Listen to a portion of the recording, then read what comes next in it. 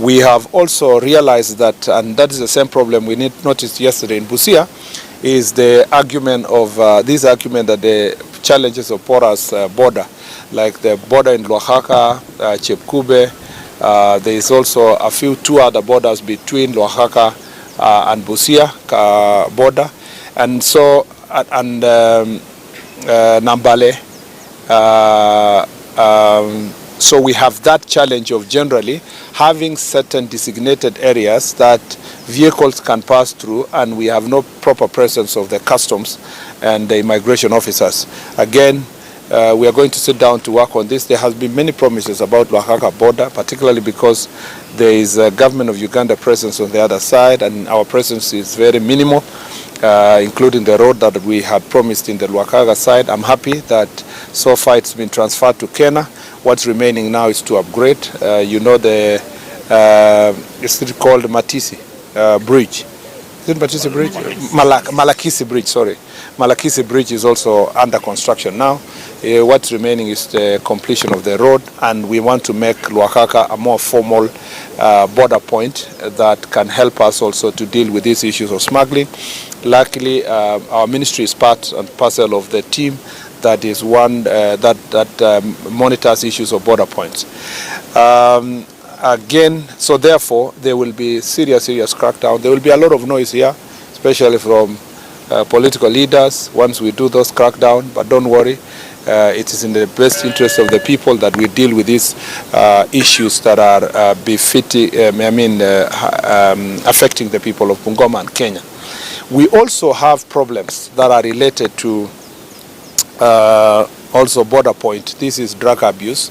Again, there is a lot of marijuana that is sold here.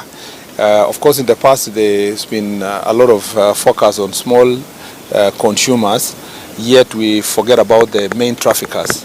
Again, intelligence-led operation shall be intensified in this area, and those big men and women who are engaged in this trade are going to be netted, and the necessary steps shall be taken. I want to appreciate the judiciary in Bungoma.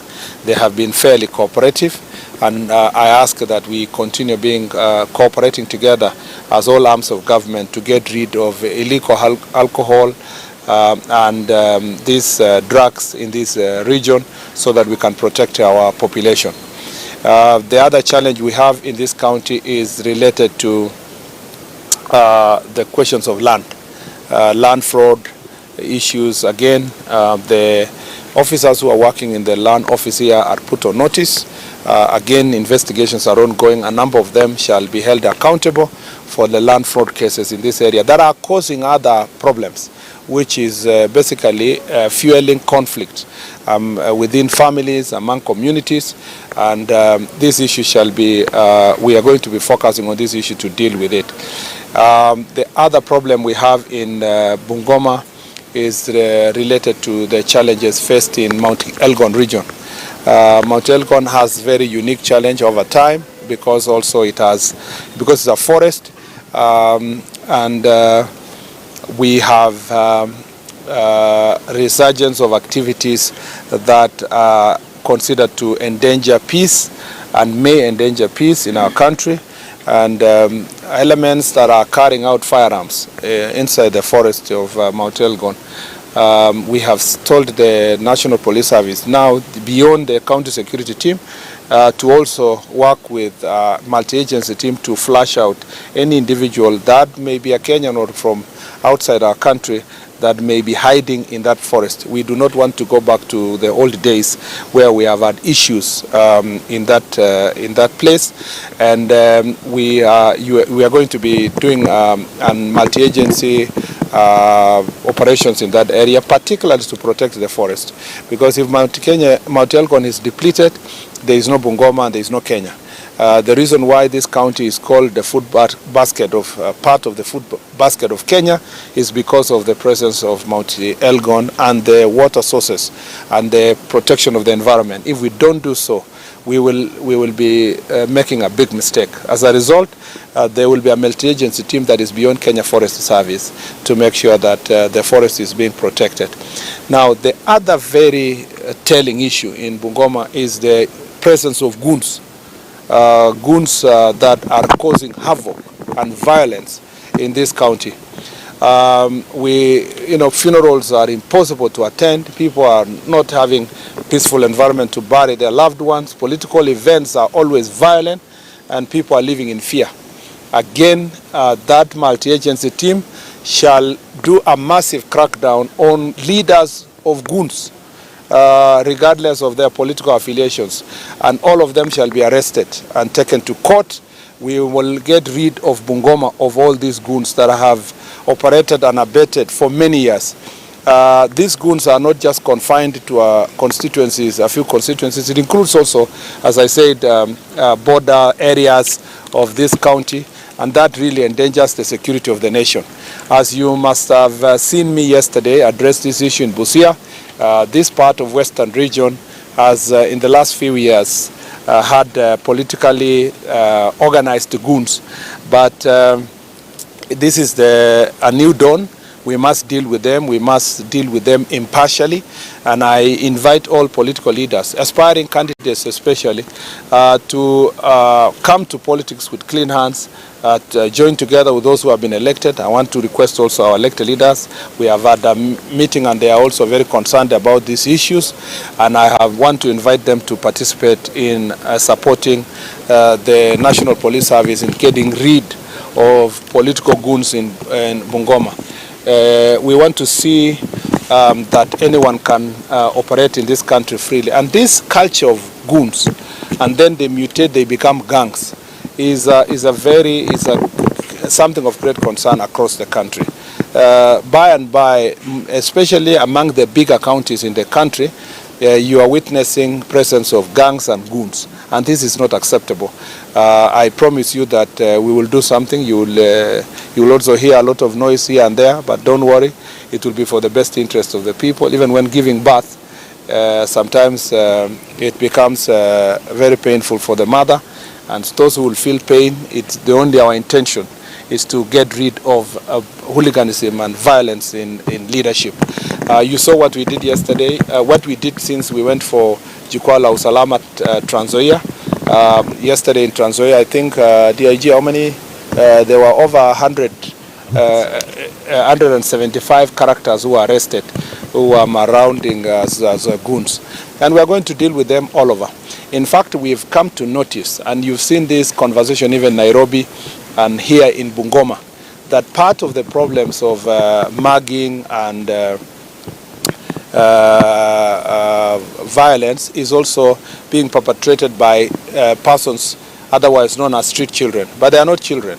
They are of significant adult age, yet they pose as street children. They behave like they don't have homes, and they cause muggings and attacking people, both in Trans Nzoia here, and you saw them in Nairobi. Again, something is being done to make sure that that issue is addressed decisively. There are other security challenges in this county that we are going to deal with together with the... I almost forgot a more serious one. This county is among the leading counties when it comes to defilement, which is a very serious issue. And I'm told that most of the defilement is actually perpetrated by family members. So there is incests that are also defilement. Because in this case, they are preying on small children. Fathers sleeping with their daughters and impregnating them and so forth. And yet, I am told also that in some of the instances, community members are trying to shield the perpetrators. And there is a culture that says that we should solve this problem locally, using communal barazas and so forth. We are not going to accept that situation. And that's the essence of the meeting that we are going to have. I'm going to address the chiefs and assistant chiefs and the OCSs that it is their responsibility to ensure that these people are arrested and these people are brought before court, and that the judiciary will also, the DPP will do their part. We want to, I don't know, this is a very rampant issue in the western part of the country, and I think we have to, even our National Crime Research Institute should also give us more information as to why it's more prevalent here. But even as we do so, the enforcement part of it by the National Police Service must continue. I would have said so many other issues, but that is the essence of Jukwaa la Usalama. I'm very happy with the progress we made in Jukwaa la Usalama. Sorry I came late because some of the things we promised to do were being done to the OCSs, and I was in Nairobi to make sure that those issues are, their training is successful, and to also give them some tips on what we need to do going forward, because we want to foster very good working relationship between the National Police Service and the public. And as you know, in the other places we've gone for Jukwaa, during the Jukwaa la Usalama meeting, based on the issues that have been raised, changes have been made. We have done better operations in the counties where we have visited. Bungoma is no exception. It shall be part and parcel of the issues we are going to deal with. As I said earlier, even theft for crops also is an issue here. The old Chepkube behavior, I'm told that some of the coffee is also smuggled through one of those border points. Again, it's an issue that we are going to be dealing with. Of course, we are happy that the coffee prices are going up. That is a positive side. But the negative one is, of course, because it's now a very priced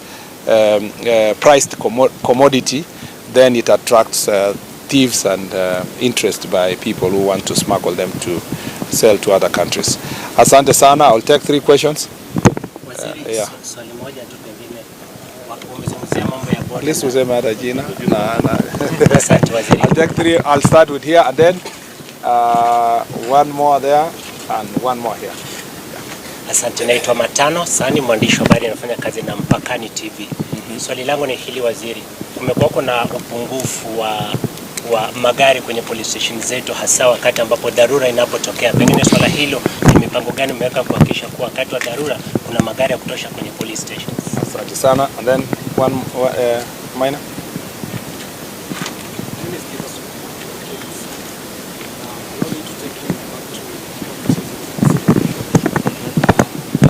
Cases of mugging. That problem is not the first time, though. Even your predecessor actually faced it, and there was a lot of it. Then now, of course, it went down. Then it's mushrooming again. And even most of the victims are females. The young ladies and women who cannot themselves. I'm very sure you've seen even those raising those concerns on TikTok or online. It's actually a problem. I happened to see one, and I was not able to help. Okay. Mine, I'm Achola Bulimo Matthews. I'm a freelance journalist in the Western region. Mine is particularly on the village elders as a part of the integral part of the security team at the grassroots. As a Minister of Interior, I know there are plans of collecting draft policies from the grassroots level, getting their views on how you can implement it. So far as a ministry, what is the reach out? Most of those issues you are raising are actually the crux of the meeting. So, and since you will cover the meeting, don't run away. You will hear most of the issues. The first question was in relation to the vehicles. That is a big discussion across the country, and I have addressed it in every other meeting. Procurement is ongoing, not just for the police, for the Ngao officers, and for also our prisons. That procurement is ongoing within the Treasury. It's been delayed a little bit, but we are hoping that we can complete within this year, so that we distribute vehicles to a number of the police stations, leased vehicles. The lease program that started about 10 years ago, most of those vehicles have now run out of their time and their usefulness, so they need to be replaced. And also more police stations have been established, so we need more vehicles, and the procurement process for that leasing is ongoing with Treasury. On the issue of, as I said, muggings and all that, thank God we are discussing muggings and these kind of challenges. There was a time we were discussing worse challenges of robbery with violence and so forth. And even these mugging issues, as I've told you, part of it is perpetrated by so-called street children, organizing themselves in small groups with knives sometimes and attacking and suspecting citizens. I want to confirm to you that operation is ongoing and it will continue. It is a continuous issue. And part of the conversation we are having, and we will have also here, is that nothing should wait for a directive policy of national, cabinet secretary or any other person. That is a daily responsibility of the OCS in the police station. That's what I was telling the OCSs today. Shouldn't wait for, unless a very unique challenge that has come out of, a particular issue. But things like theft, muggings, that is a daily responsibility of the police officers within the area.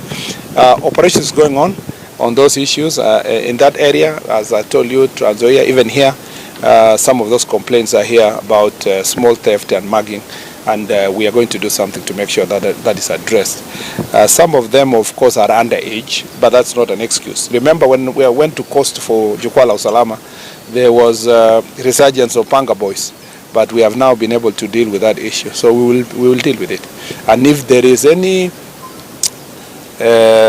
weakness in terms of operational command, we will redeploy some of the officers who have the capacity to help and lead in resolving that issue. The last question was on also another common issue, village elders. Village elders issue, we finished the policy just 2 months ago.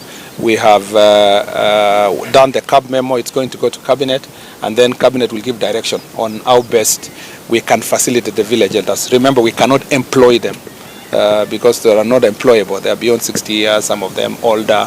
They don't have specific